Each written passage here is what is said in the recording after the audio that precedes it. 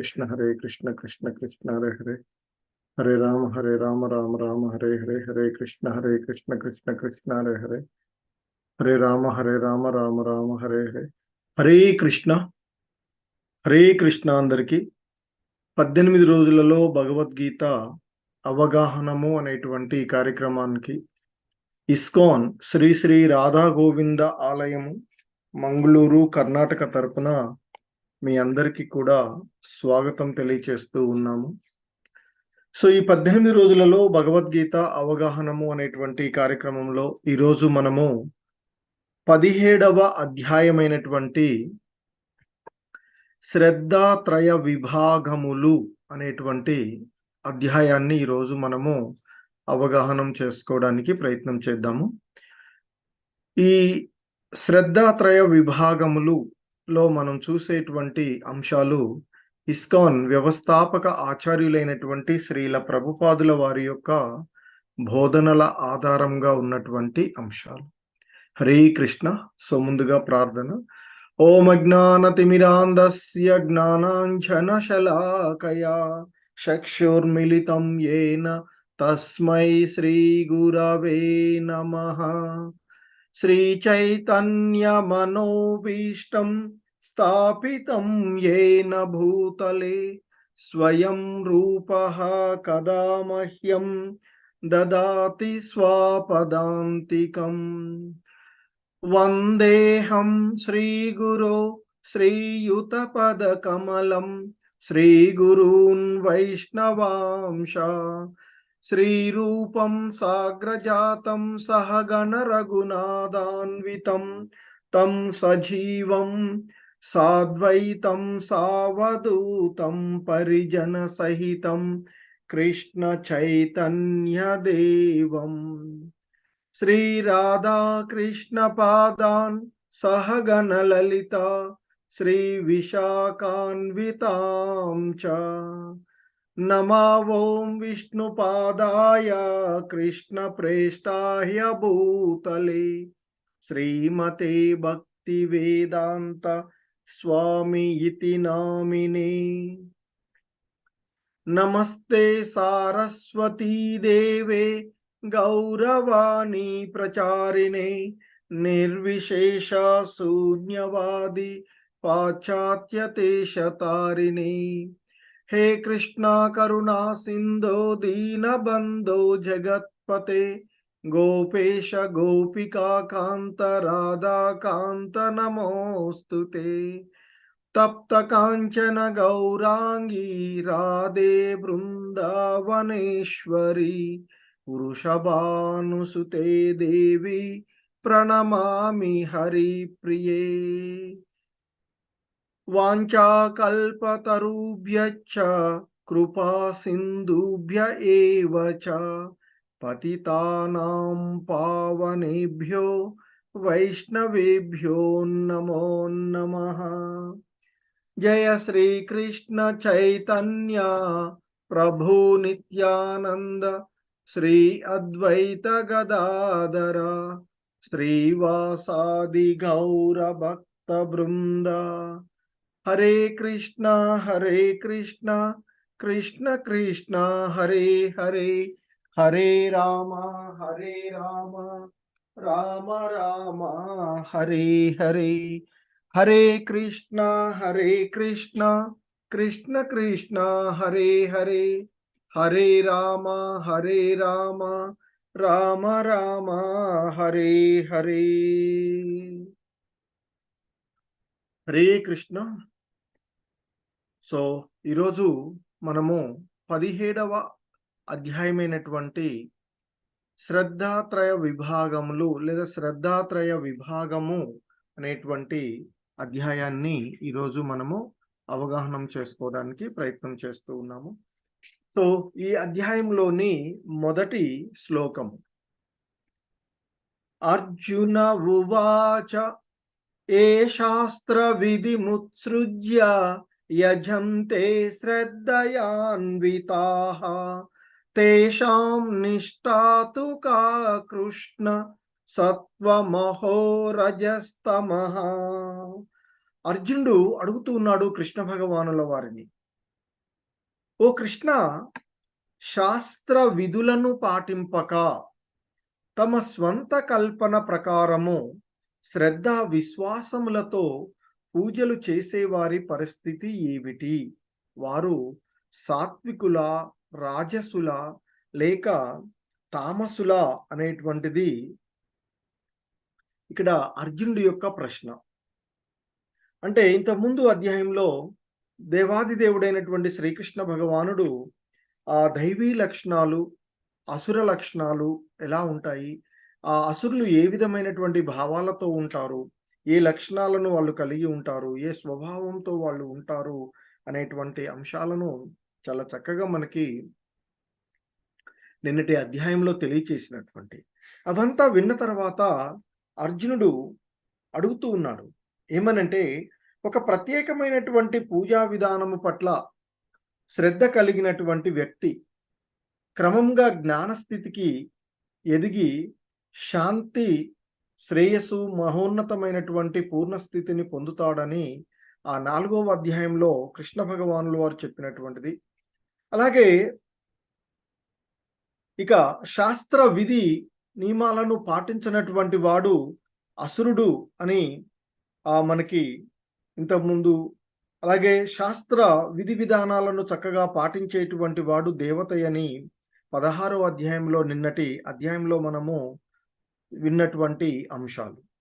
So ఇక ఒక వ్యక్తి శాస్త్ర విధి విధానాలలో అంటే శాస్త్రాలలో పేర్కొనబడని కొన్ని నియమాలను శ్రద్ధతో పాటిస్తే అతని స్థితి ఏమిటి అనేది ఇక్కడ అర్జునుడు తెలుసుకోదగినటువంటి అంశం. సో అందుకే ఆయన అడుగుతున్నాడు, ఓ కృష్ణ, శాస్త్ర విధులను పాటింపక తన యొక్క సొంత అంటే శాస్త్రాలలో పేర్కొనబడని విషయాలను అంటే తన సొంత కల్పన ప్రకారము శ్రద్ధతోనూ విశ్వాసముతోనూ పూజలు చేసేవాడి పరిస్థితి ఏమిటి? మరి అతడు సత్వగుణంలో ఉన్నవాడవుతాడా, రజోగుణంలో ఉన్నవాడవుతున్నాడా, లేక తమో గుణములో ఉన్నవాడవుతున్నాడా అనేటువంటిది ఇక్కడ అర్జునుడి యొక్క ప్రశ్న. అర్జునుడు ఇక ఆ విషయాన్ని తెలుసుకోగోరిన వాడై శ్రీకృష్ణ భగవానుల వారిని అడుగుతూ ఉన్నటువంటి అంశము.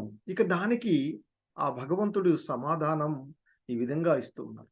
శ్రీ భగవానువాచ త్రివిధా భవతి శ్రద్ధ దేహినాం సా స్వభావజా సాత్వికీ రాజసీ చైవ తామసీ చేతి తాం శృణు. ఆ దేవాది దేవుడైనటువంటి శ్రీకృష్ణ భగవానుడు సమాధానం ఈ విధంగా ఇస్తూ ఉన్నారట. శ్రీకృష్ణ భగవానుడు పలికెను అని చెప్తున్నాడు. ఏమంటున్నాడు? దేహదారి అయిన జీవుడు పొందినటువంటి ప్రకృతి గుణములను బట్టి, అంటే జీవుడు ఈ ప్రకృతిలోనికి వచ్చిన తర్వాత ఈ ప్రకృతి త్రిగుణాలను అనుసరించి అతని యొక్క శ్రద్ధ సాత్వికంగాను, రాజసికంగాను లేదా తామసము అను 3 రకాలుగా ఉంటుంది అర్జున. అయితే ఆ 3 రకాల గురించి అంటే సాత్వికమైనటువంటి శ్రద్ధ, రాజసికమైనటువంటి శ్రద్ధ, తామసికమైనటువంటి శ్రద్ధ అనేటువంటి ఈ 3 రకాల గురించి ఇప్పుడు నేను నీకు తెలియచేస్తాను, విను అర్జున అని చెప్తున్నారు. ఎందుకంటే ఎటువంటి వాడైనా మనిషి ఏదో ఒకానొక రకమైనటువంటి శ్రద్ధను కలిగి ఉంటాడు అనేటువంటి అంశాన్ని ఇక్కడ తెలియచేస్తూ ఉన్నటువంటి. కాబట్టి అతడు కలిగి ఉండేటువంటి స్వభావాన్ని బట్టి అతని యొక్క శ్రద్ధ సాత్వికము, రాజసికము, లేక తామసికంగా భావించబడుతుంది అని చెప్తున్నారు. ఆ 3 విధానాల గురించి అంటే సాత్వికమైనటువంటి శ్రద్ధ, రాజసికమైనటువంటి శ్రద్ధ మరియు తామసికమైనటువంటి శ్రద్ధ, వీటి గురించి నేను నీకు తెలియచేస్తాను అర్జున, విను అర్జున అంటూ చెప్తూ ఉన్నటువంటి అంశం.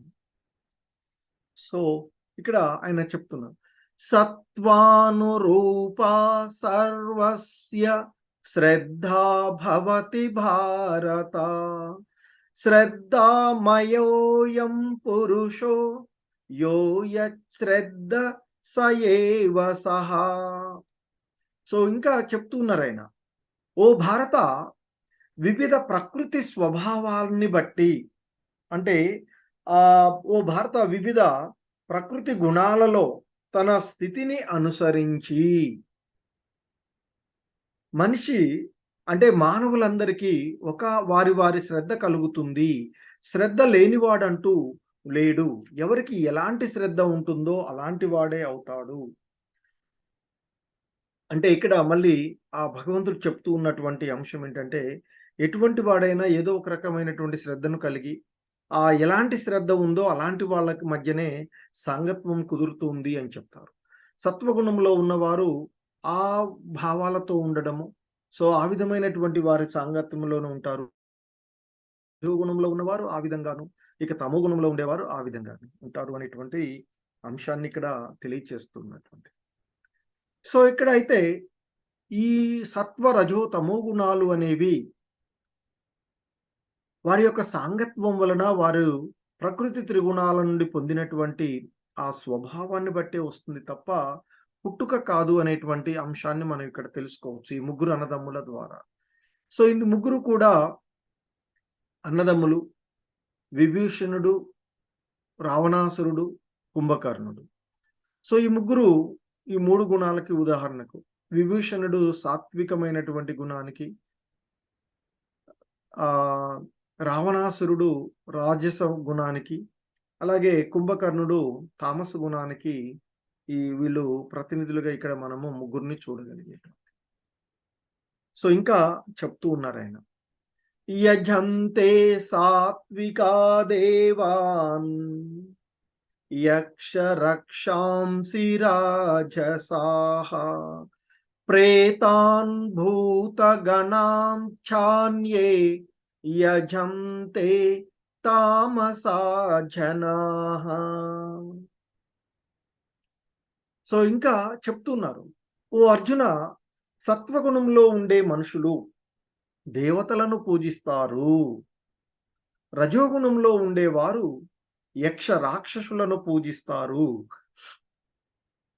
ఇక తమో గుణంలో ఉన్నవారు భూత ప్రేతాలను పూజిస్తారు అర్జున అంటూ ఆ భగవంతుడు ఇక్కడ మానవులలో వారి వారిలో ఉండేటువంటి శ్రద్ధను అనుసరించి వారు ఏ విధమైనటువంటి అర్చనాపరులుగా ఉన్నారు అంటే, ఈ శ్లోకంలో భగవంతుడు వివిధ రకాలైనటువంటి అర్చనాపరులు వారి బాహ్య కర్మలను బట్టి వర్ణిస్తూ ఉన్నటువంటి వారు. సో సత్వగుణంలో ఉండేటువంటి వారు దేవతలను అర్చిస్తారు అని, రజోగుణంలో ఉన్నటువంటి వారు యక్ష రాక్షసులను, అలాగే తమో గుణంలో ఉన్నటువంటి వారు భూత ప్రేతాలను పూజిస్తారు అనేటువంటి అంశాన్ని ఇక్కడ మనకి తెలియచేస్తూ ఉన్నటువంటి అంశం. సో ఇంకా చెప్తున్నారు, అశాస్త్ర విహితం ఘోరం తప్యంతే ఏ తపో జనాః దంభాహంకార సంయుక్తాః కామరాగ బలాన్వితాః కర్షయంత శరీరస్థం భూతగ్రామ మచేతసః మాం చైవాంత శరీరస్థం తాన్ విద్యాసుర నిశ్చయాన్. సో ఇంకా చెప్తూ ఉన్నారు ఇక్కడ ఆయన, ఓ అర్జున, శాస్త్ర విరుద్ధమైన అత్యంత కఠినమైన తపస్సులను దంభం అంటే కపటత్వంతో మరియు అహంకారం చేత ప్రేరితులై చేస్తారు. అంటే శాస్త్రాలలో చెప్పబడినటువంటి ఆ తీవ్రమైనటువంటి తపోవ్రతాలను గర్వ అహంకారములతో చేసేవారు కూడా ఉంటారు అని చెప్తున్నారు ఇక్కడ. కామము మరియు మమకారం చేత ప్రేరితులైనటువంటి వారు, ఆ విధంగా కామంతో ఆసక్తితో నడపబడేటువంటి వారు తమ శరీర అవయములనే కాక వారి శరీరంలోనే ఉన్నటువంటి పరమాత్మను కూడా క్షోభ పెడుతూ ఉన్నారు అర్జున. ఇటువంటి బుద్ధిహీనులు అసురులుగా తెలియబడతారు అంటూ ఆ భగవంతుడు తెలియచేస్తూ ఉన్నటువంటి, అంటే శాస్త్రోపదేశాలలో పేర్కొనబడినటువంటి తపోవ్రతాలను తయారు చేసి తయారు చేసేటువంటి మనుషులు కూడా ఉంటారు అనేటువంటి విషయాన్ని ఇక్కడ మనము అవగాహన చేసుకోవలసినటువంటి అంశం. ఎందుకంటే ఉదాహరణకు ఏదో ఒక రాజకీయ ప్రయోజనం వంటి దాపరిక ఉద్దేశ్యంతో చేసేటువంటి ఉపవాసం ఆ శాస్త్రాలలో పేర్కొనబడలేదు అని చెప్తూ ఉంటుంటారు. సో మరి అలా చేసేటువంటివి అవన్నీ కూడా వారి దంభం, కపటత్వంతో, అహంకారంతో ప్రేరితులై చేస్తూ ఉన్నటువంటివి అర్జున అంటూ చెప్తూ ఉన్నారు. అలాగే ఇక్కడ భగవంతుడు చెప్తూ ఉన్నటువంటి అంశము ఆహారస్త్వపి సర్వస్య త్రివిధో భవతి ప్రియః యజ్ఞస్తపస్తథా దానం తేషాం భేదమిమం శృణు. అంటే ఇంకా చెప్తూ ఉన్నారు ఆ భగవంతుడు ఇక్కడ, ఓ అర్జున, మనిషి ఇష్టపడే ఆహారం కూడా ప్రకృతి 3 గుణాలను అనుసరించి 3 విధాలుగా ఉంటుంది. అంటే మనం ఇష్టపడేటువంటి ఆహారం కూడా 3 రకాలుగా ఉంటుంది అని చెప్తున్నారు. సాత్వికమైనటువంటి ఆహారము, రాజసికమైనటువంటి ఆహారము, తామసికమైనటువంటి ఆహారము అని 3 ఈ గుణాలను అనుసరించి, ప్రకృతి గుణాలను అనుసరించి మానవులు ఇష్టపడేటువంటి ఆహారం కూడా 3 రకాలుగా ఉంటుంది అని చెప్తున్నారు. సాత్వికము, రాజసికము, తామసికముగా 3 రకాలుగా ఉంటుంది అని చెప్తున్నారు. అలాగే యజ్ఞం కూడా 3 రకాలు అని చెప్తున్నారు. తపస్సు కూడా 3 రకాలు, దానం కూడా 3 రకాలుగా ఉంటుంది. అంటే యజ్ఞం, తపస్సు, దానం కూడా ఇది సత్యమే అని చెప్తున్నారు. అయితే వాటి మధ్య ఉండేటువంటి తేడాలను నీకిప్పుడు తెలియచేస్తాను అర్జున, విను అర్జున అంటూ తన శిష్యుడికి, భక్తుడికి ఆ భగవంతుడు ఉపదేశిస్తూ ఉన్నటువంటి అంశాలు, భగవద్ విజ్ఞానాన్ని ఆయన తెలియచేస్తూ ఉన్నటువంటి అంశం. ఆయు సత్వ బలారోగ్య సుఖ ప్రీతి వివర్ధనాః రస్యా స్నిగ్ధా స్థిరా హృద్య ఆహార సాత్విక ప్రియాః. సో ఇంకా చెప్తున్నారు ఆయన, ఆ భగవంతుడు చెప్తూ ఉన్నటువంటి సత్వగుణంలో ఉన్న వారికి ఇష్టమైనటువంటి ఆహారాలు అంటే సాత్వికమైనటువంటి ఆహారం ఆయువును పెంచుతాయి, బుద్ధి బలము, ఆరోగ్యము, ఆనందము మరియు సంతృప్తిని ఇస్తాయి అర్జున అని చెప్తున్నారు. అలాగే ఇవి రసవంతము, పుష్టికరము, ఆరోగ్యకరమైనవి మరియు హృదయానికి ఆహ్లాదకరంగా ఉంటాయి అర్జున అంటూ ఆ సత్వగుణంలో ఉండే వారికి ఇష్టమైనటువంటి ఆహారాల గురించి చెప్తూ ఉన్నారు. సో సాధారణంగా మనము ఆయువును పెంచడము, అలాగే మనసును పవిత్రీకరించడము, దేహబలాన్ని కలిగించడము ఆహారం యొక్క ప్రయోజనం అని చెప్తూ ఉంటారు. అదే ఆ ఆహారం యొక్క ఏకైక ఉద్దేశ్యము అని కూడా చెప్తూ ఉంటారు. సో పూర్వము గొప్ప ప్రామాణికులైనటువంటి వాళ్ళు చెప్తూ ఉన్నటువంటి అంశం ఏంటంటే పాలు, చక్కెర, బియ్యము, గోధుమ, పండ్లు, కూరగాయలు వంటివి ఆరోగ్యం చేకూర్చడానికి ఉత్తమమైనవి, ఆయువును పెంచేటువంటి ఆహారాలు అని ఎంచుకున్నటువంటి అంశాలు. సో మరి ఇటువంటి ఈ ఆహారాలను ఆ భగవంతుడికి నైవేద్యంగా సమర్పించి భక్తులు ప్రసాదం భగవంతునికి సమర్పించినటువంటి దానిని అంటే ప్రసాదాన్నే తీసుకుంటూ ఉంటుంటారు వైష్ణవులు, ఆ భక్తులు అని చెప్తుంటారు. సో భగవంతునికి సమర్పించి తీసుకోవాలని చెప్తుంటారు. సో ఇంకా చెప్తున్నారు, కట్వం లవణాత్యుష్ణ తీక్షణ రూక్ష విదాహినః ఆహార రాజస్యేష్ట దుఃఖ శోకామయ ప్రదాహ. ఇంకా చెప్తున్నారు ఆయన, ఓ అర్జున, చాలా చేదుగా, చాలా పుల్లగా, అంటే అతి చేదైనవి, అతి పుల్లనివి, ఉప్పుగా, వేడిగా ఉండేవి, కారమైనవి, అలాగే ఎండినవి, పొడిగా ఉండేవి, దహనం చేసే ఆహారాలు రాజస గుణము ఉన్న వారికి ప్రియమైనవి అని చెప్తున్నారు. అంటే మంటను కలగజేసేటువంటి రకాలైనటువంటి ఆహారాలు ఆ రజోగుణంలో ఉన్న వారికి ప్రియమైనవి అని చెప్తున్నారు. మరి ఈ విధంగా రజోగుణంలో ఉన్న వారికి ప్రియమైనటువంటి ఈ ఆహారాలు మరి బాధ, దుఃఖము మరియు రోగాన్ని కలగజేస్తాయి అర్జున అని చెప్తూ ఉన్నారు. ఎందుకంటే చాలా చేదుగా ఉన్నవి, చాలా పుల్లగా ఉండేవి, లేదా ఉప్పు ఎక్కువగా ఉండేవి, వేడివేడిగా ఘాటైనటువంటి పదార్థాలు తీసుకున్నట్లయితే అవి కడుపులో ఆ జీర్ణ రసాలను తగ్గించి ఆ జీర్ణక్రియను తగ్గిచ్చేస్తాయి. కాబట్టి కారణంగా దుఃఖానికి కారణమై రోగాన్ని కలగజేస్తాయి అని చెప్తారు. ఇంకా ఇక్కడ మనకు ఈ చెప్తున్నటువంటి రజోగుణంలో ఉన్న వారికి ఇష్టమయ్యేటువంటి ఆహారాలు. ఇక తమో గుణంలో ఉన్న వారికి ఇష్టమయ్యేటువంటి ఆహారాల గురించి కూడా చెప్తూ ఉన్నారు. యాతాయామం గతరసం పూతి పర్యుషితం చయత్ ఉచ్ఛిష్టమపి చామేద్యం భోజనం తామస ప్రియం. తినడానికి 3 గంటల ముందు తయారు చేసినటువంటి ఆహారము రుచి లేనిది, కుళ్ళినటువంటిది, వాసన పట్టినటువంటిది మరియు ఇతరులు తినగా మిగిలినటువంటివి అంటరాని వస్తువులతో కూడినటువంటి ఆహారం. అంటే అంటరాని తినకూడని పదార్థాలతో తయారు చేసినటువంటి ఆహారం తామస గుణము ఉన్న వారికి ప్రియమైనది అర్జున అంటూ చెప్తూ ఉన్నారు. అంటే ఇక్కడ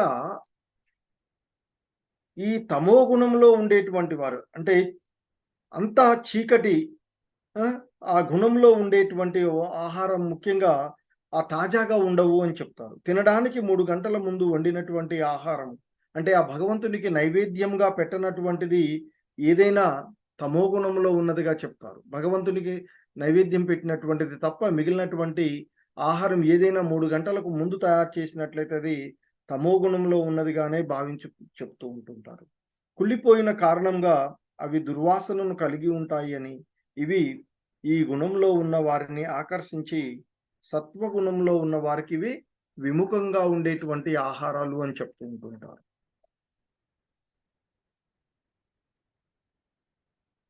సో సాధారణంగా మనము ఏం తింటూ ఉన్నామో అదే మనలో ప్రతిఫలిస్తూ ఉంటుంది అని చెప్తారు. You are what you eat. మనం ఏం తింటూ ఉన్నామో అదే మనల్ని, మన భావాలను, మన గుణాలను తెలియచేస్తూ ఉంటుంది అని చెప్తూ ఉంటారు. సో ఇంకా ఆయన చెప్తూ ఉన్నటువంటి అంశం అపలాకాంక్షి బిర్యజ్ఞో విధి దృష్టో యయుజ్యతే యష్టవ్యమేవేతి మనః సమాదాయ సాత్వికః. సో ఇంకా చెప్తూ ఉన్నారు ఆయన, శాస్త్ర గ్రంథం యొక్క ఆదేశాల ప్రకారము విధిగా ప్రతిఫలం కోరుకోని వారు మనసులో దృఢ సంకల్పంతో చేసే యజ్ఞము సత్వగుణంతో చేయబడినట్టు అర్జున అంటూ చెప్తూ ఉన్నటువంటి అంశము. అంటే సాత్వికమైనటువంటి యజ్ఞాల గురించి, ఆహారాల గురించి చెప్పారు. ఇక యజ్ఞాల గురించి చెప్తున్నారు. అంటే శాస్త్రాల ప్రకారం, శాస్త్ర ఆదేశాల ప్రకారం విధిగా తన కర్తవ్యంగా భావించి మనసులో ఒక దృఢమైనటువంటి సంకల్పంతో చేసేటువంటి యజ్ఞాలు ఏవైతే ఉంటాయో అవి సత్వగుణంలో ఉండేవారు చేసేటువంటి యజ్ఞాలు అర్జున అంటూ చెప్తూ ఉన్నారు. మరి ఈ కలియుగంలో మనము చేయడానికి మనకున్నటువంటి ఏకైక మార్గము, ఈ కలియుగానికి ప్రిస్క్రైబ్ చేయబడినటువంటి, ఈ కలియుగానికి నిర్ణయించబడినటువంటి యజ్ఞము సంకీర్తనా యజ్ఞము అని చెప్తారు. హరే కృష్ణ కృష్ణ కృష్ణ హరే హరే, హరే రామ రామ రామ హరే హరే అంటూ ఆ భగవంతుని యొక్క నామాన్ని, ఆ భగవంతుని యొక్క నామము వేరు కాదు అని మనకి చైతన్య మహాప్రభులు వారు తెలియజేస్తున్నారు. మరి అటువంటి ఈ కలియుగానికి మనకున్నటువంటి ఏకైక అవకాశము, ఈ కల్మషాల నుండి బయటపడడానికి మనకున్నటువంటి అవకాశము హరే కృష్ణ కృష్ణ కృష్ణ హరే హరే, హరే రామ రామ రామ హరే హరే అంటూ ఆ భగవంతుని యొక్క నామాలను నిరంతరము స్మరించడం. అలాగే ఇంకా భగవంతుడు చెప్తూ ఉన్నటువంటి అంశం, అభిసందాయతు ఫలం దంభార్ధమపి చైవ యత్ యుజ్యతే భరత శ్రేష్ఠ తం యజ్ఞం విద్ధి రాజసం. ఇంకా ఆయన చెప్తూ ఉన్నారు అర్జునుడితో, ఓ భరత శ్రేష్ఠ, అంటే ఓ భరతులలో శ్రేష్ఠుడైనటువంటి వాడా అర్జున, ప్రతిఫలాపేక్షతో అహంకారం కోసం చేయబడు యజ్ఞము రజోగుణం యొక్క స్వభావమని నీవు తెలుసుకోవాలి. అంటే ఒక్కొక్కసారి స్వర్గానికి చేరుకోవడానికో లేదా ఈ ప్రపంచంలోనే ఏదో ఒక భౌతికమైనటువంటి లాభాన్ని పొందడానికి ఒక్కొక్కప్పుడు యజ్ఞాలు అనుష్ఠానాలు చేయబడతాయి అని చెప్తారు. అటువంటి యజ్ఞాలు లేదా అనుష్ఠానాలు రజోగుణంలో ఉన్నవిగా భావించబడతాయి అర్జున అంటూ ఆ భగవంతుడు చెప్తూ ఉన్నటువంటి అంశం. సో ఇంకా చెప్తున్నారు, విధిహీనమసృష్టాన్నం మంత్రహీన మదక్షిణం శ్రద్ధా విరహితం యజ్ఞం తామసం పరిషక్షతే. శాస్త్ర నిర్దేశాల పట్ల గౌరవము లేకుండా, ప్రసాద వితరణము లేకుండా, వేదమంత్ర ఉచ్చారణ లేకుండా, దక్షిణ లేకుండా శ్రద్ధతో ఆచరించేటువంటి యజ్ఞాన్ని తామస యజ్ఞము అని చెబుతారు అర్జున అంటూ ఆ భగవంతుడు ఇక్కడ తెలియచేస్తూ, అంటే తమో గుణములో ఉండేటువంటి, అంటే శాస్త్రాల పట్ల గౌరవము లేకుండా, ప్రసాద వితరణం లేకుండా, వేదమంత్ర ఉచ్చారణం లేకుండా, పురోహితులు దక్షిణ లేకుండా, శ్రద్ధారహితంగా చేయబడేటువంటి ఏ యజ్ఞమైనా తమో గుణములో ఉన్నదిగా భావించబడుతుంది అని చెప్తూ ఉన్నారు. అంధకార గుణంలో, అంటే తమో గుణంలో శ్రద్ధ నిజానికి శ్రద్ధారాహిత్యమే అవుతుంది అంటూ చెప్తారు శ్రీల ప్రభుపాదుల వారు. సో జనులు ఒక్కొక్కప్పుడు ధనం సంపాదించడానికో లేదో ఏదో ఒక దేవతను పూజిస్తారు, తర్వాత వారు శాస్త్ర ఉపదేశాలను మరిచి వినోదం కొరకు ఆ డబ్బును ఖర్చు చేస్తూ ఉంటుంటారు అని చెప్తున్నారు. సో అటువంటి ధార్మిక ఆచార ప్రదర్శన నిజమైనవిగా అంగీకరించబడవు అంటూ ఇక్కడ భగవంతుడు చెప్పినటువంటి అంశాన్ని శ్రీల ప్రభుపాదుల వారు మనకి తెలియచేస్తూ ఉంటారు భాష్యంలో. సో ఇంకా చెప్తూ ఉన్నారు, దేవద్విజ గురు ప్రాజ్ఞ పూజనం శౌచమార్జవం బ్రహ్మచర్య మహింసాచ శరీరం తప ఉచ్యతే. దేవతలను, బ్రాహ్మణులను, గురువులను, తల్లిదండ్రుల వంటి పెద్దలను పూజించడము, పవిత్రంగా ఉండడము, శుచిత్వము, సరళత్వము, బ్రహ్మచర్యము, అహింస అనేవి శరీరంతో చేసేటువంటి తపస్సు అని చెప్పబడతారు అర్జున అంటూ చెప్తూ ఉన్నటువంటి. సో దేవదేవుడు ఇక్కడ వివిధ రకాలైనటువంటి తపస్సులను వివరిస్తూ ఉన్నటువంటిది. సో అందులో శారీరకమైనటువంటి తపస్సు అంటే ఏమిటి అనేటువంటిది ఇక్కడ చెప్తూ ఉన్నటువంటి అంశము.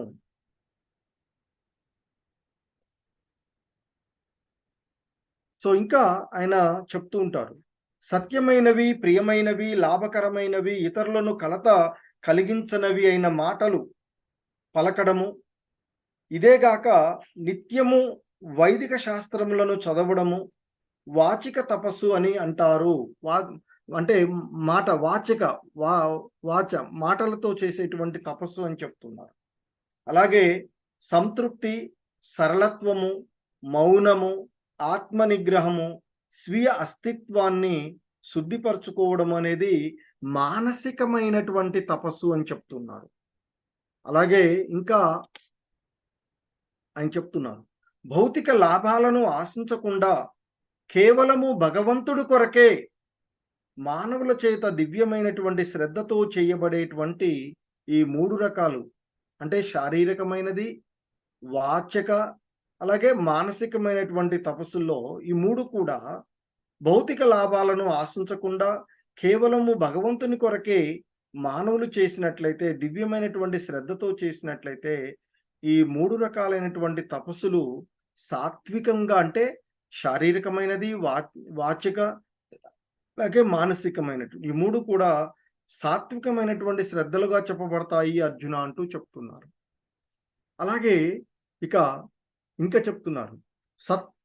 సత్కారమాన పూజార్థం తపోదంభేన చైవ యత్ క్రియతే తదిహ ప్రోక్తం రాజసం చలమద్రువం. సో ఇంకా చెప్తున్నారు ఆయన, ఓ అర్జున, ఇతరుల నుండి గౌరవాన్ని పొందడం కోసం, సన్మానము మరియు పూజను పొందడం కోసం గర్వంతో చేయబడేటువంటి తపస్సు రజోగుణానికి సంబంధించినది అని అంటారు అంటూ చెప్తున్నారు. అంటే జనులను ఆకర్షించి వారి నుండి ఆదరణ, సత్కారము, పూజలను పొందడానికి ఒక్కొక్కప్పుడు తపస్సు చేయబడుతూ ఉంటుంది అని చెప్తారు. మరి ఇటువంటిది రజోగుణంలో ఉన్నటువంటి వ్యక్తులు చేసేటువంటిది అని చెప్తారు. మరి అటువంటి ఆ తపస్సును రజోగుణ తపస్సు అని చెప్తూ ఉన్నటువంటి అంశం. ఇది అస్థిరమైనది మరియు అశాశ్వతము అయినది అర్జున అంటూ చెప్తూ ఉన్నటువంటి అంశం. సో ఇంకా చెప్తూ ఉన్నారు, మూఢగ్రాహేణాత్మనో యత్పీడయా క్రియతే తపః పరస్యోత్సాధనార్థం వా తత్తామ సముదాహృతం. సో ఇంకా ఆయన చెప్తున్నారు, ఓ అర్జున, తనను తాను హింసించుకుంటూ ఇతరులను నాశనం చేయడము లేదా గాయపరచడం వంటి మూర్ఖత్వంతో చేయు తపస్సు తమోగుణానికి సంబంధించినది అని చెబుతారు అర్జున అంటూ చెప్తూ ఉన్నటువంటి అంశం. అంటే స్వీయ హింసతో, అంటే తనను తాను హింసించుకుంటూ ఇతరులను నశింప చేయడానికి లేదా వారికి హాని కలిగించడానికి మూర్ఖత్వంతో చేసేటువంటి తపస్సు ఏదైతే ఉందో అది తమోగుణ సంబంధమైనటువంటి తపస్సు అని చెప్తూ ఉన్నారు. ఎందుకంటే హిరణ్యకశిపుడు వంటి, ఇక్కడ ఆ హిరణ్యకశిపుడు వంటి అసురులు మూర్ఖమైనటువంటి తపస్సులు చేపట్టినటువంటి సంఘటనలు మనం ఎన్నో చూస్తాం. ఆయన బ్రహ్మగుదేవుని గురించి ఘోరంగా తపస్సు చేస్తాడు, చాలా కఠినమైనటువంటి తపస్సు చేస్తాడు. చేసి చివరికి ఆయన అడిగితే ఏమంటాడు, మరణం లేకుండా ఉండేటువంటి వరం కావాలని అడుగుతాడు. సో అది సాధ్యం కాదు కదా. సో అప్పుడు ఏదో విధంగా నేను మరణించకుండా ఉండే విధంగా అనేటువంటిది వరాన్ని పొందుతాడు. ఆ వరం గర్వంతో ముల్లోకాలలో ఉండేటువంటి సాధువులందరినీ కూడా ఆయన హింసించడం జరుగుతూ ఉంటుంది. అలాగే మరొక అసురుడు వృకాసురుడు అనేటువంటి వాడు. ఈ వృకాసురుడు కూడా శివుడిని, అంటే ఆ పార్వతీమాతని ఇబ్బంది కలిగించడానికి శివుడిని అడ్డు తప్పించుకోవాలని శివుడి గురించే ధ్యానం చేస్తాడు, తపస్సు చేస్తాడు. ఎట్లాంటి కఠినమైన తపస్సు అంటే తన శరీర అవయాలని ఆ యజ్ఞంలో పడేస్తూ తపస్సు చేస్తాడు. చివరికి ఆ శివుడు ప్రత్యక్షం కాకపోతే తన మెడ కూడా కోసుకోవడానికి రెడీగా ఉండి ఆ మెడ కోసి అందులో వేస్తానని చెప్పేసి చేస్తూ ఉంటాడు. అప్పుడు శివుడు ప్రత్యక్షమై, ఏం కావాలి నాయన అంటే, ఆ దుర్మార్గుడు కోరుకునేటువంటి వరం ఏంటంటే, నా చెయ్యి ఎవడి నెత్తిన పెడితే వాడు ముక్కలు ముక్కలుగా అయిపోవాలి అని చెప్తాడు. సరే ఏం చేస్తాడు, ఘోరంగా తపస్సు చేశాడు కదా కష్టపడి అని చెప్పేసి శివుడు, ఆ బోళాశంకరుడు తదాస్తు అంటాడు. అక్కడేమో హిరణ్యకశిపుడికి ఏమో బ్రహ్మ ఇస్తాడు, ఇక్కడేమో శివుడు వరం ఇస్తాడు. సో శివుడు ఇచ్చినటువంటి వరాన్ని ఆ అవకాశం కోసం ఎదురు చూస్తున్నాడు కదా. ఇక మరి ఎలాగో పనిచేస్తుందో తెలుసు, కానీ శివ మరి వరం ఇచ్చావు కదా, అది పనిచేస్తుందో లేదో చూడాలి కదా, నీ నెత్తినే పెట్టి చూస్తానని చెప్పి శివుడి నెత్తిన పెట్టడానికి వస్తాడు. అప్పుడు శివుడు పరారవుతుంటాడు, అక్కడి నుంచి పారిపోతుంటాడు. శివుడు వెనక ఈ వృకాసురుడు కూడా వెడుతూ ఉంటాడు. అప్పుడు విష్ణువు మళ్ళీ ఈ బ్రహ్మ శివుడు ఇచ్చేటువంటి వరాల నుండి, రాక్షసుల భారి నుండి సాధువులను కాపాడడానికి ఆయన వివిధ రూపాల్లో వస్తూ ఉంటాడు కదా. సో చిన్న బాలుడు రూపంలో వస్తే ఎదురుగా వచ్చి వృకాసురుడి దగ్గరికి వచ్చి, "ఏం వృకాసురా పరిగెడుతున్నావు ఏంటి?" అంటే, "మరి నాకు శివుడు ఒక వరం ఇచ్చాడు. ఆ వరాన్ని పరీక్షిస్తానంటే ఉండకుండా దొరకకుండా పారిపోతున్నాడంటే, ఈ అడిపోడు శివుడు వస్తాడు గానీ ముందు నువ్వు వెళ్లి ఇప్పటిదాకా ఘోరంగా తపస్సు చేసి ఉన్నావు కదా! అంతా నీ దగ్గర వాసన వస్తూ ఉంటుంది. నదిలోకి వెళ్లి శుభ్రంగా స్నానం చేసి రా" అంటాడు. సరే అప్పుడు శివుడు ఆయనే వస్తాడులే. నువ్వు ముందు లోపలికి వెళ్లి మంచిగా శుభ్రంగా తలస్నానం చేసిరా అని చెప్తాడు.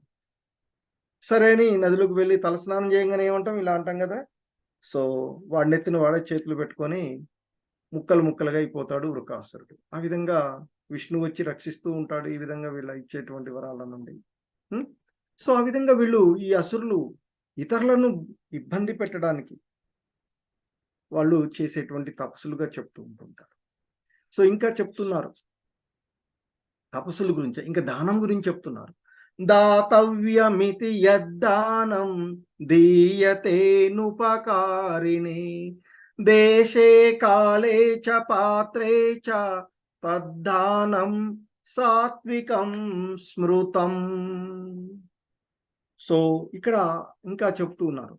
ప్రతిఫల వాంఛ లేకుండా సరైన సమయంలో, సరైన ప్రదేశంలో యోగ్యుడైనటువంటి వ్యక్తికి కర్తవ్య భావనతో ఇవ్వబడేటువంటి దానమే సత్వగుణమునకు సంబంధించినదిగా చెప్పబడుతుంది అర్జున అంటూ చెప్తూ ఉన్నారు ఆ భగవంతుడు. అంటే ఎటువంటి ప్రతిఫలాలను కోరుకోవద్దు దానం ఇచ్చేటప్పుడు. నేను ఈ దానం ఇస్తున్నాను కాబట్టి నాకు ఇది జరగాలి అని కోరుకోకూడదు అని చెప్తున్నారు. అలాగే ఇచ్చేటువంటి దానికి కూడా ఒక సమయము, సందర్భం ఉండాలి అని చెప్తారు. ప్రదేశం కూడా సరైనది కావాలని చెప్తారు. అందుకే దానాలు ఎప్పుడూ కూడా ఆలయాలలో ఇవ్వబడుతూ ఉంటుంటాయి. యోగ్యుడైనటువంటి వ్యక్తికి ఇవ్వాలి. మరి యోగ్యుడెవడు అనే బయట మనం చూడలేము కాబట్టి, ఆలయాల్లో ప్రసాదం తయారు చేసి అందరికి భక్తులకు ఇస్తారు కాబట్టి అలా చేస్తూ ఉంటారు. సో అలా యోగ్యుడైనటువంటి వ్యక్తికి కర్తవ్య భావనతో ఇవ్వబడేటువంటి దానము సత్వగుణంలో ఇవ్వబడిన దానంగా చెప్పబడతారు అని చెప్తున్నారు. సో ఇంకా చెప్తున్నారాయన భగవంతుడు, యత్తు ప్రత్యుపకారార్థం ఫలముద్దిశ్య వా పునః దీయతే చ పరిక్లిష్టం తద్దానం రాజసం స్మృతం. కానీ ఓ అర్జున, ఏదో ఒక ప్రతిఫలం కోరుతూ లేదా స్వంత కోరికలతో లేదా ఒక్కొక్కసారి ఇష్టం లేకుండా చేసినటువంటి దానము రజోగుణానికి సంబంధించినది అని చెప్తున్నారు. సో ఇక్కడ శ్రీల ప్రభుపాదులు వారు చెప్తారు భాష్యంలో, దానము ఒక్కొక్కప్పుడు స్వర్గలోకాలకు చేరుకోవడానికి ఇవ్వబడుతుంది. మరి ఈ రకంగా నేను ఎందుకు ఇంత డబ్బు ఖర్చు పెట్టాను అనేటువంటి పశ్చాత్తాపంతో, గొప్ప కష్టంతో ఒక్కొక్కప్పుడు దానం ఇవ్వబడుతుంది అని చెప్తారు. మరి అటువంటి దానము లేదా ఒక్కొక్కసారి తనకంటే పెద్దవాళ్ళు, ఉన్నతమైనటువంటి వాళ్ళు వారి యొక్క అభ్యర్థన మేరకు మొహమాటం కోసం దానం కూడా ఇవ్వబడుతుంది. సో ఈ వివిధ రకాలైనటువంటి దానాలు ఏవైతే ఉన్నాయో అవి రజోగుణంలో ఉన్నాయని చెప్తారు. అలాగే ఇంద్రియ భోగమే నిరంతరంగా కొనసాగుతుండేటువంటి సంఘాలు, కానుకలు ఆదరించేటువంటి ఆ ధర్మ సంస్థలు చాలా ఉన్నాయి అని, అటువంటి దానాలు వైదిక శాస్త్రంలో ఉపదేశించబడలేదు అంటూ చెప్తారు శ్రీల ప్రభుపాదుల వారు మనకి. సో ఇంకా చెప్తున్నారు ఆయన, ఆదేశ కాలే యద్దానం అపాత్రేభ్యచ్చ దీయతే అసత్కృతమవజ్ఞాతం తత్తామసముదాహృతం. ఇంకా చెప్తూ ఉన్నారు ఆ భగవంతుడు, ఓ అర్జున, అనువు కాని చోట అంటే సరైనటువంటి ప్రదేశం కాని చోట, అకాలంలో అంటే సరైన కాలం కానటువంటిది, అపాత్రుడికి అంటే ఆ దానాన్ని తీసుకోవడానికి అర్హత లేనటువంటి వాడికి, అగౌరవంగా అవమానకరంగా ఇవ్వబడే దానము తమోగుణానికి సంబంధించినదిగా చెప్పబడుతూ ఉంది అర్జున అంటూ ఆ భగవంతుడు ఇక్కడ తెలియచేస్తూ ఉన్నటువంటి అంశాలు. సో ఇంకా ఇక్కడ చెప్తూ ఉన్నారు మనకి, ఓం తత్సదితి నిర్దేశో బ్రాహ్మణ త్రివిధ స్మృతః బ్రహ్మణాస్తేన వేదాచ్చ యజ్ఞాచ్చ విహితా పురా. సో భగవంతుడు ఇంకా చెప్తున్నారు, ఓ అర్జున, సృష్టి ఆరంభము నుండే, సృష్టి ప్రారంభము నుండే ఓం తత్సత్ అనే 3 పదాలు పరబ్రహ్మమును సూచించడానికి వాడబడ్డాయి అంటూ చెప్తూ ఉన్నారు. అంటే సృష్టి ప్రారంభము నుండే ఓం తత్సత్ అనే 3 పదాలు ఆ పరబ్రహ్మమును సూచించడానికి వాడబడి ఉన్నాయి అర్జున అని చెప్తున్నారు. ఆ భగవంతుని ప్రీతిథ్యం, ఆ భగవంతుని సంతృప్తి కోసం వేద పఠనము, వేద మంత్రోచ్చరణ చేసేటప్పుడు, అలాగే యజ్ఞాలు చేసేటప్పుడు బ్రాహ్మణులు అంటే ఈ 3 సంజ్ఞాపదాలని ఉపయోగించేవారు అర్జున అంటూ చెప్తున్నారు. అంటే తపస్సు, యజ్ఞము, దానము, ఆహారము సత్వ రజోతమో గుణాలలో 3 రకాలుగా విభజింపబడినాయి అని వివరించినటువంటిది. కానీ సో ఇక్కడ మనకి ఇక అంటే ఆ పరబ్రహ్మముని సూచించడానికి వాడబడేటువంటి పదాలు ఓం తత్ సత్ అనేటువంటి ఆ పదాలని ఇక్కడ మనకి తెలియచేస్తూ ఉన్నారు ఆ భగవంతుడు.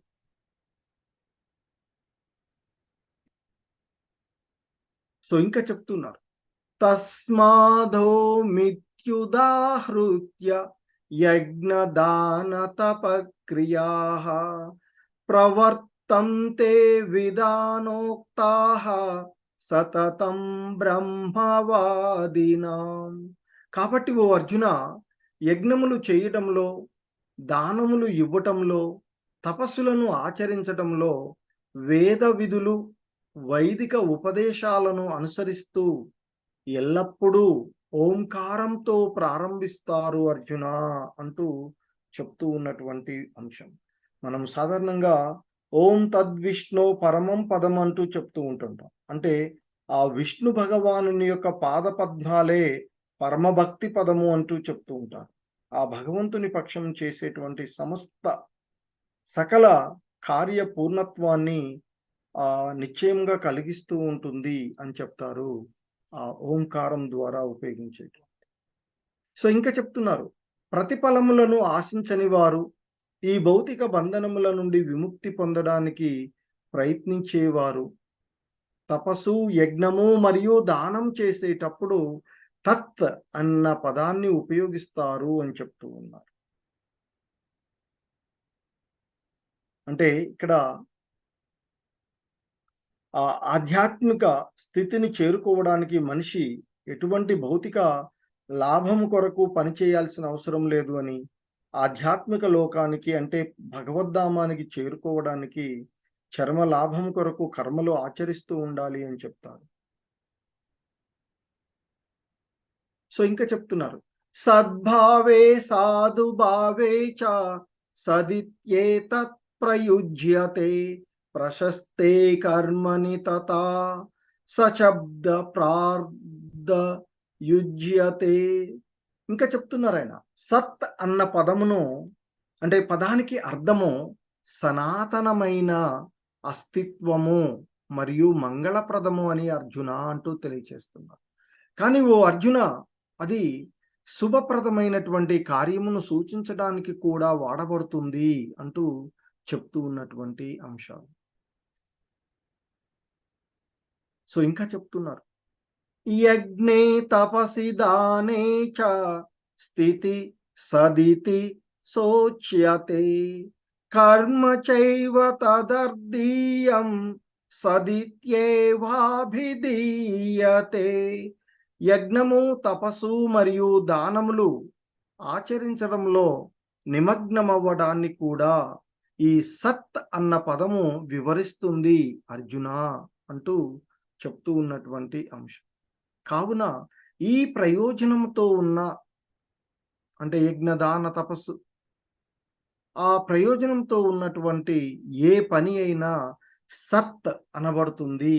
అంటే శాశ్వతమైనటువంటి మంగళప్రదమైనటువంటిది, సనాతనమైనటువంటిది అని అర్థం సత్ అంటే.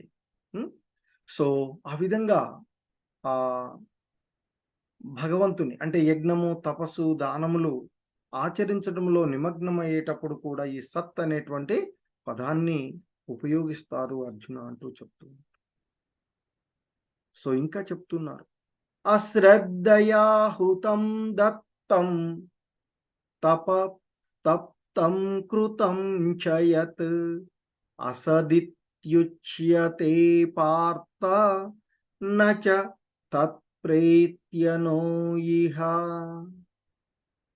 ఓ పార్థ, భగవంతునిపై విశ్వాసము లేకుండా చేయబడు యజ్ఞము, దానము లేదా తపస్సు వంటిది ఏదైనా అశాశ్వతము, అది అసత్ అని పిలువబడుతుంది అర్జున.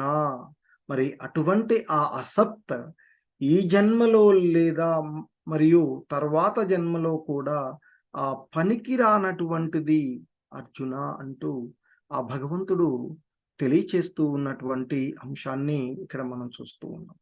హరే కృష్ణ అందరికీ. హరే కృష్ణ కృష్ణ కృష్ణ హరే హరే, హరే రామ రామ రామ హరే హరే. హరే కృష్ణ. అందరికీ ధన్యవాదాలు. సో